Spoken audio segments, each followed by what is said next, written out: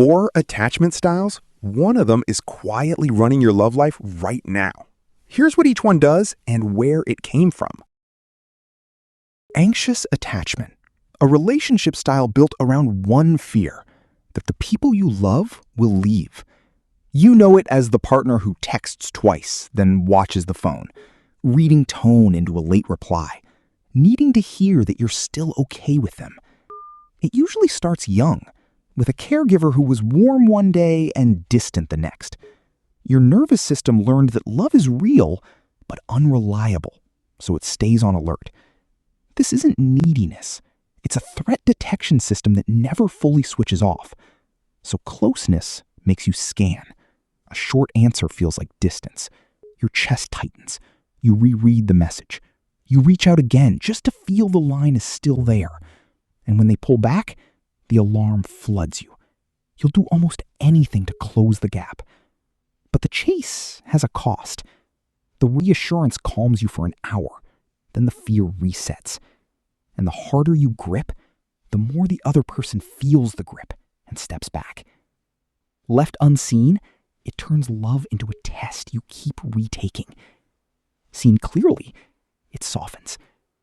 The fix isn't a calmer partner. It's learning your body can raise the alarm and be wrong.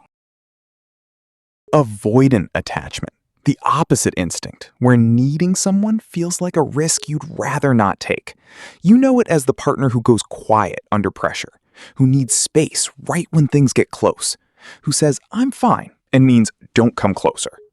It often starts with a caregiver who met feelings with distance, so leaning on someone never paid off. Your system learned one rule: depend on yourself. Emotions didn't get soothed, they got shut down, and that switch still works automatically. So intimacy makes you flinch. A deep talk, and you feel crowded. You pull inward. You get busy. You tell yourself you just work better alone. And at the moment most people reach for their partner, you reach for the door.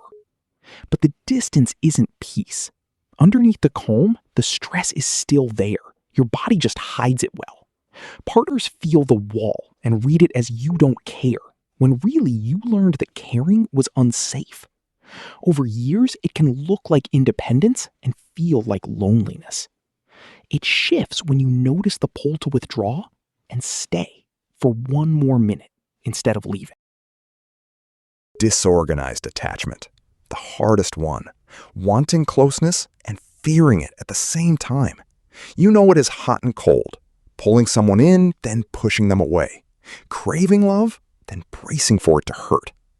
It usually grows where the person who was meant to comfort you was also the person who scared you. So the same face meant safety and danger.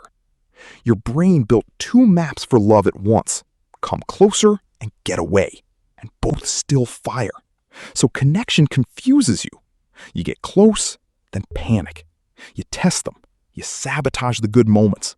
You want to be held, and you can't sit still while it happens. And at the peak of intimacy, the alarm and the longing scream at the same time. The push and pull burns you both out. Not because you don't love them, but because your body files love and threat in the same drawer and can't tell them apart in the moment. It's the style most tied to early trauma, and the one that changes most with safety and often with real help. Steady, patient relationships slowly teach the system a new rule. Secure attachment, the one the others are quietly reaching for.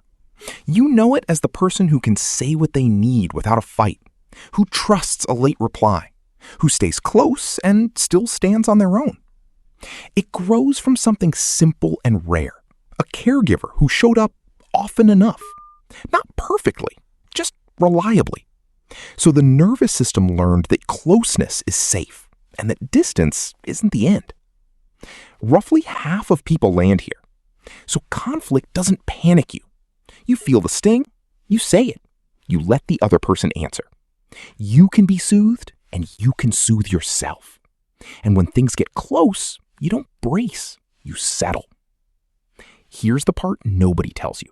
Secure isn't a personality you're born with. It's a set of experiences, and experiences can be new.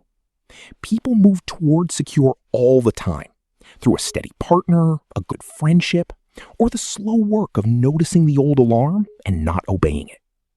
Attachment isn't a sentence. It's a pattern. 4 styles, 1 nervous system. You can change which one you live in.